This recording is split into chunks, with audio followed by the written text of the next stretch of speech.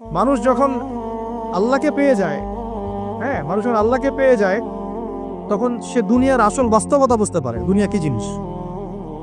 আলী রাদিয়াল্লাহু আনহুর একটা বই পড়ছিলাম, ওনার যে মানে দর্শনগুলা, ওনার যে মানে চিন্তা ভাবনাগুলো, ওনার কিছু লেখা ছিল, কিন্তু এগুলো সব জায়গায় আসে নাই। এই বইগুলো সবাই পায় না, কিন্তু রেয়ার বই। তো ওখানে দুনিয়ার এক্সাম্পল দিচ্ছেন তিনি বলছেন দুনিয়া এমন জায়গা যেখানে কেউ যদি ডুব দেয়, সমুদ্রে ডুব দেওয়ার মতো জাস্ট ডুব দেয়, তাহলে তার আমল, যত নেক আমল, সব আমল কমে আসবে। এটা কিন্তু বাস্তব। দুনিয়াতে ডুব দিবেন আপনি, দেখবেন আপনার নেক আমলগুলো কমে আসতেছে। তিনি বলছেন দুনিয়া হচ্ছে সাপের মতো। কেমন?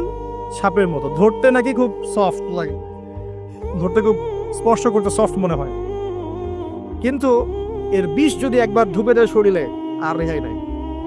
কথাগুলোর গভীরতা অনেক। এক জায়গায় লিখছেন উনি যে, আমি দুই শ্রেণীর মানুষকে নিয়ে খুব